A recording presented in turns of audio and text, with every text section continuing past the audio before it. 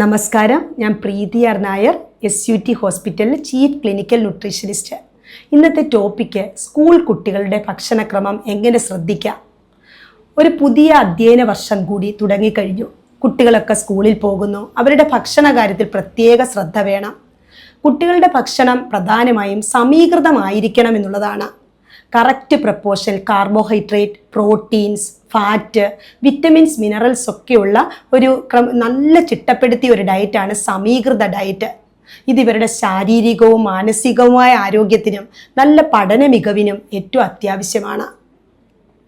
ഇനി ശരിക്കും നമ്മൾക്ക് ഓർമ്മ, ബുദ്ധി ഇവയൊക്കെ വേണ്ടിയിട്ട് B vitamins, iron, zinc, folate എന്നിവയൊക്കെ ആവശ്യമുണ്ട്. ഇവരുടെ ഭക്ഷണം ഏറ്റവും പ്രധാനം പ്രോട്ടീൻ സമൃദ്ധമായിരിക്കണം എന്നുള്ളത്. പ്രോട്ടീന് വേണ്ടി എന്തൊക്കെ ആഡ് ചെയ്യാം? മത്സ്യം, മുട്ട, പാല്, പാലുൽപ്പന്നങ്ങൾ, അണ്ടിപ്പരിപ്പുകൾ, പയർവർഗ്ഗങ്ങൾ ഇവയെല്ലാം ഇവരുടെ ഡെയിലി ഉള്ള ആഹാരത്തിൽ വേണം എന്നുള്ളതാണ്. ഇനി കാൽഷ്യം, വളരുന്ന കുട്ടികൾക്ക് കാൽഷ്യം ഏറ്റവും പ്രധാനമാണ്. എല്ലുകളുടെയും പല്ലുകളുടെയും ഒക്കെ ആരോഗ്യത്തിന് കാൽഷ്യം പ്രധാനമാണ്. കാൽഷ്യം അടങ്ങിയ ആഹാരങ്ങൾ ദിവസവും ഒരു 2 നേരം പാല് കൊടുക്കുക.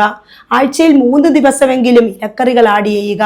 അതുപോലെ പാൽ ഉൽപ്പന്നങ്ങൾ, തൈര്, മോര്, യോഗേട്ട് ഇവയൊക്കെ കൊടുക്കാവുന്നതാണ്. എള്ള്, റാഗി ഇവയെല്ലാം ഈ കാൽഷ്യത്തിൻ്റെ സ്രോതസ്സുകളാണ്.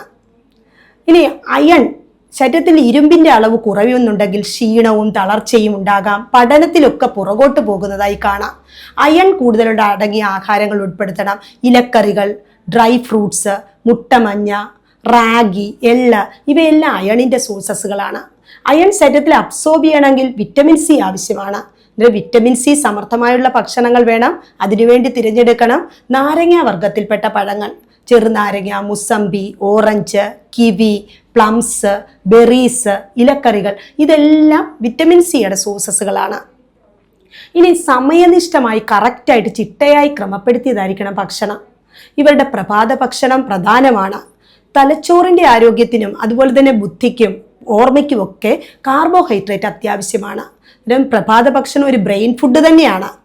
ഇനി 10 വയസ്സിൽ താഴെ പ്രായമുള്ള കുട്ടികൾക്ക് ഇടനേര ആഹാരം മസ്റ്റാണ്. അതിനുവേണ്ടി നമ്മൾക്ക് ഫ്രൂട്ട്സ് കൊടുക്കാം, അണ്ടിപ്പരിപ്പുകളാകാം, ആവിയിൽ വേവിച്ച ആഹാരങ്ങളാകാം.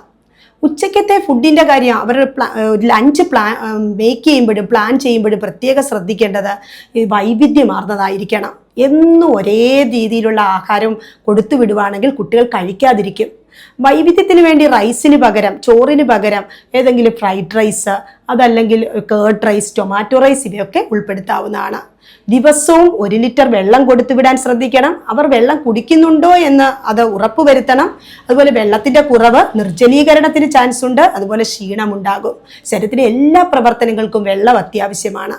അതുപോലെ വ്യായാമം പ്രധാനമാണ്. കുട്ടികളുടെ ശരീരത്തിൽ എല്ലാ ന്യൂട്രിയൻസ് അബ്സോർബ് ചെയ്യാനും ശരീരപ്രവർത്തനങ്ങൾക്കും ഉന്മേഷത്തോടെ ഇരിക്കാനും വ്യായാമം മസ്റ്റാണ്. ആഹാരവും വ്യായാമവും അതുപോലെ തന്നെ ചിട്ടപ്പെടുത്തിയുള്ള ശരിയായ ഒരു ഭക്ഷണ രീതിയും കൊണ്ട് മാത്രമേ കുട്ടി നല്ല ബുദ്ധിപരമായും എല്ലാ ശാരീരികമായും മാനസികമായും എല്ലാം ആരോഗ്യത്തോടെ ഇരിക്കുകയുള്ളൂ. നേരിന്റെ വാർത്തകൾ നിങ്ങളുടെ വിരൽത്തുമ്പിലെത്താനായി സാക് ന്യൂസ് ചാനൽ സബ്സ്ക്രൈബ് ചെയ്തും ഷെയർ ചെയ്തും ഒരു ശരിയായ മാധ്യമ നിലപാടിന് പങ്കെടുക്കാൻ ഞങ്ങൾ നിങ്ങളെ ക്ഷണിക്കുന്നു.